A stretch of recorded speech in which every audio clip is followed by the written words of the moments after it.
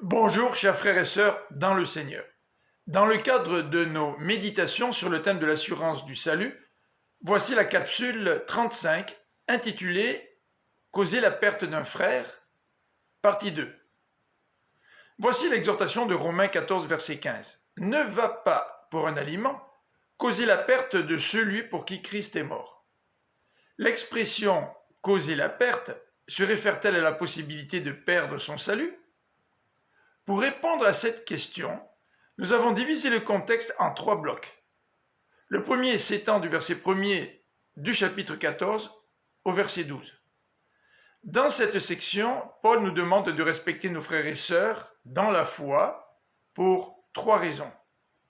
D'abord parce que Dieu accepte tout chrétien, quels que soient ses choix. Ensuite parce que les chrétiens peuvent avoir des opinions différentes tout en ayant une bonne conscience.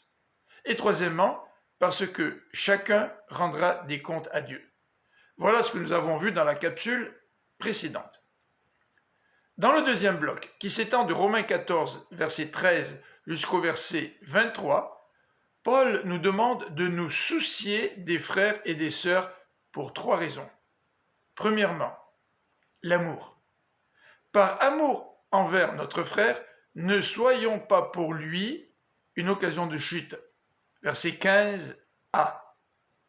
Deuxièmement, le témoignage.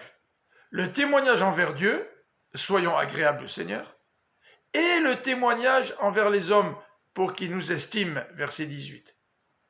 Troisièmement, pour favoriser la paix et la croissance mutuelle dans la foi, verset 19. Dans le troisième bloc, qui s'étend de Romains 15, verset 1 à 6, Paul nous encourage à soutenir ceux qui sont plus faibles. Pour quelle raison? Premièrement, pour que le fort ne cherche pas sa propre satisfaction, mais plutôt celle de son prochain. Chapitre 15, versets 1 et 2.